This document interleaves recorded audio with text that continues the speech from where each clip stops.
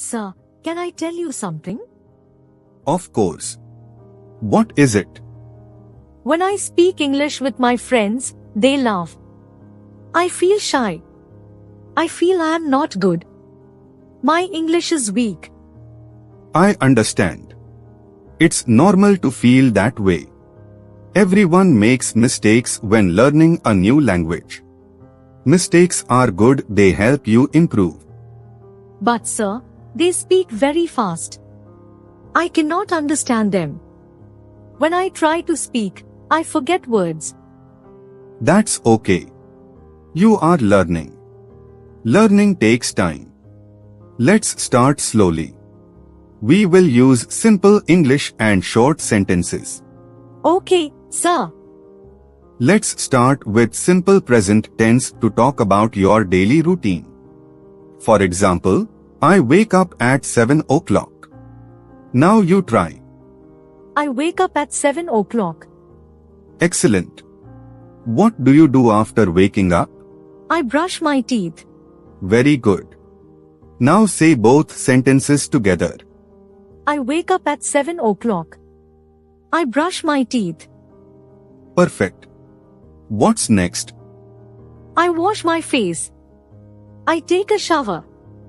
You can also say, I wash my face and take a shower. I wash my face and take a shower. Great.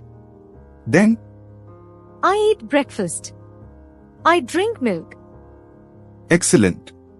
You are using simple present tense correctly. Now, let's practice your afternoon. What do you do after school? I come home. I eat lunch. I rest. I do my homework. I help my mother. Very good. Evening. I watch TV. I read a book. I sleep at 10 o'clock. Wonderful. You just described your full day using simple English.